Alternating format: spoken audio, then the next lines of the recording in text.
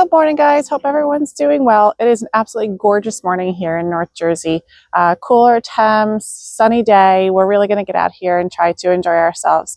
Today I'm going to be working on the lower hill part of our garden, and it's an area that used to be one of my favorite parts of the yard and has quickly become very problematic. So I really just kind of avoid it and have been putting it off. But I feel like with a gorgeous morning like today, it's a good time to tackle it. What we have going on is we have 3 river birch trees up at the top of the hill. The previous owners of the house had planted them when they were just little saplings. They were fairly small when we moved into the house about 6 years ago, and they have really kind of outgrown their space and grown into each other, but we really don't want to take them out or do anything with them right now. We're trying our best to see if we can save them. So what we've actually done is we did have an arborist come out and actually inject them with a hormone that slows the top growth, but really helps with the root growth and making sure that the tree at the roots is healthy, because they're just getting too large for the space. Like I said, they are kind of growing into each other.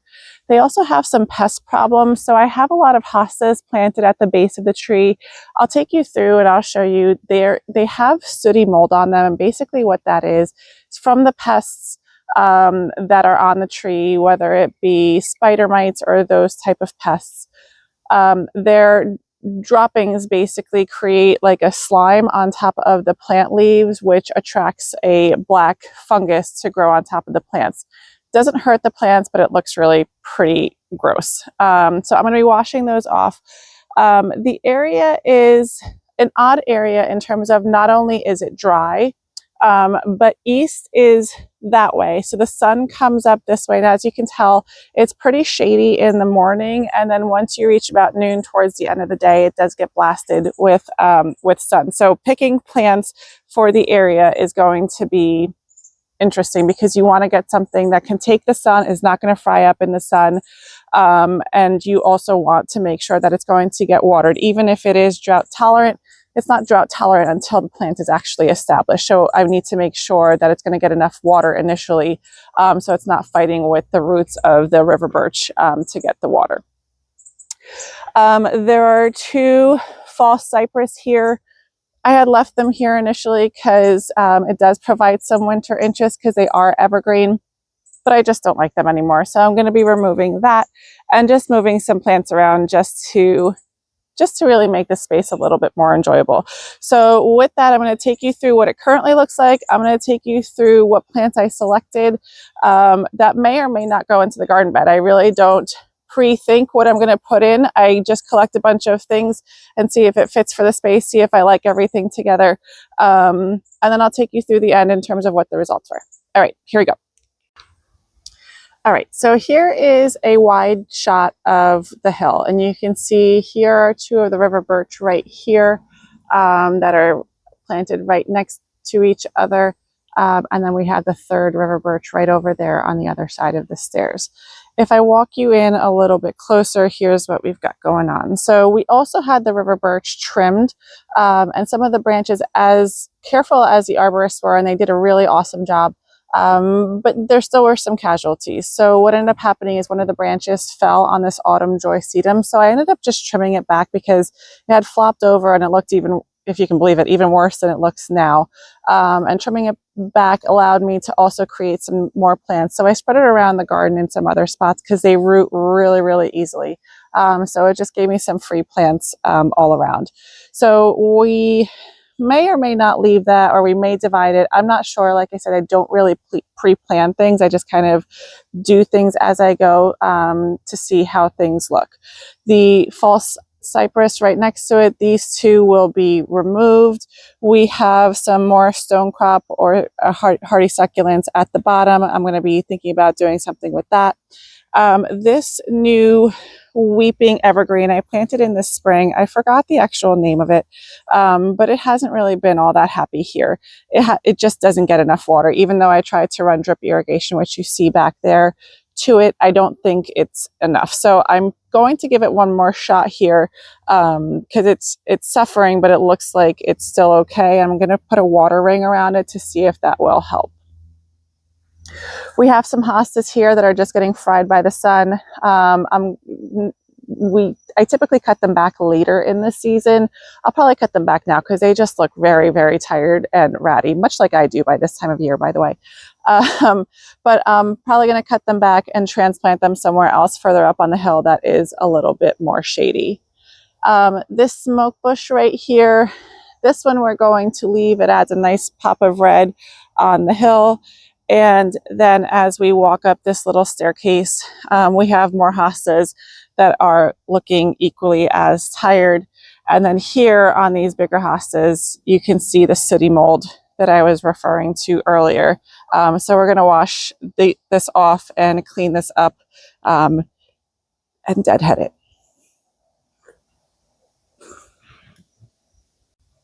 On this side of the hill, it's more of just the same. We do have some Pachysandra up there that it's making its way down the hill. We also have this other ground cover that I may or may not leave. I'm not quite sure how I feel about it. Again, this shrub is going to be coming out. We have some more autumn joy stone crop right here, sedum, and then a weigela. And then we have those two very large grasses up at the top of the hill as well.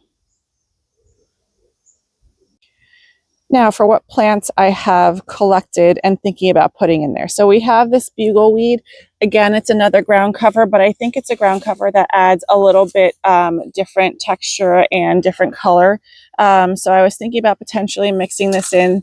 And then we have this anemone that can take sun to part sun. It is a little bit crispy. I did forget to water it, so that was really my fault, but it's perfectly fine. I just need to clean it up a little bit. We have a Japanese painted fern that is more shade loving. I know I did just tell you that the plants need to be full sun, but I was thinking about mixing this in under the tree at the top by the hostas just for some different leaf texture and different leaf color. This one is new to me. I just picked it up. This is Little Rock Stars Pink Butterfly Bush. It stays really, really short and compact. So let's see. This stays 12 to 16 inches by 12 to 16 inches. So this would be a good border plant since it stays so small and attracts all the butterflies. I don't know much about it. Like I said, I just picked it up. I hadn't even heard about it. But we're going to give this a try. I also have a couple of these weeping hydrangea that I thought would look really pretty over the rock retaining wall. And then some spiderwort, again, just to mix in a little bit for that, a little bit messy look up towards the top of the hill.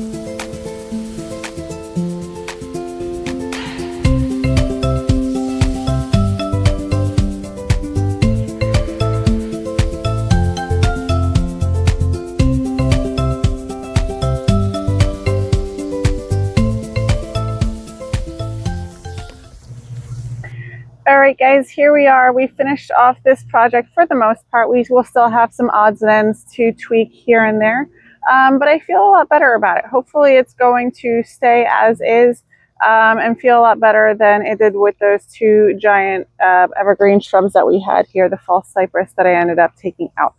If you notice throughout the video, every time I dug a hole, I also filled it with water and also added some compost and biotone starter fertilizer.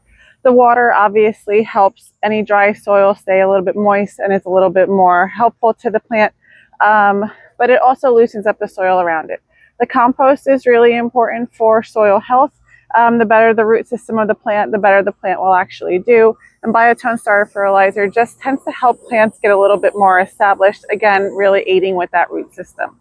So let me walk you through what we did.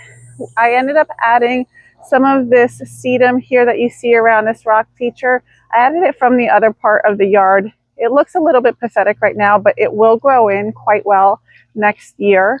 I left this autumn joy sedum here. It is tipping over the rock wall a little bit, but I actually kind of like that look. I might change my mind. I tend to do that quite often, but for now that's going to stay. This is a red twig dogwood.